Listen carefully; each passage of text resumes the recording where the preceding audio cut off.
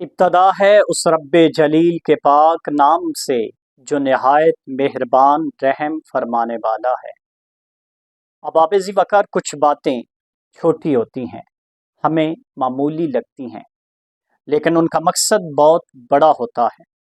کسی سے مسکرا کر سلام لینا، بزرگوں سے عاجزی سے پیش آنا، بچوں سے شفقت کرنا، بیمار کی عیادت کرنا، رشتہ داروں اور ہمسایوں کے حقوق پورے کرنا، بھولے ہوئے کو راستہ دکھانا اور کسی کے زخموں پر مرہم لگانا اور راستے سے تکلیف دہ چیز کو ہٹا دینا، کسی کو امید دلانا، کسی کی حوصلہ افزائی کرنا، کسی کے دکھ اور سکھ میں شریک ہونا، کسی کی دکھ بھری گھڑیوں میں حسب اوقات کام آنا۔ اب ذی وقار صلہ رحمی اختیار کرنا، غصے کو پی جانا، اپنے اندر برداشت کو پیدا کرنا، اعلیٰ ظرفی کا مظاہرہ کرنا۔ اب ذی وقار اس سے ہوتا کیا ہے؟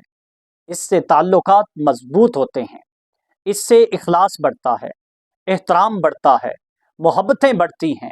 تو اب ذی وقار ہمیں چاہیے کہ ہم محبتوں کو بڑھائیں، ہم اخلاص کو بڑھائیں، ہم احترام کو بڑھائیں، تاکہ ہمارا معاشرہ امن کا گہوارہ بن سکے اور ہمیں بھی قلبی سکون مل سکے اور ہمارے جو آس پاس لوگ ہیں وہ بھی سکون سے رہ سکیں۔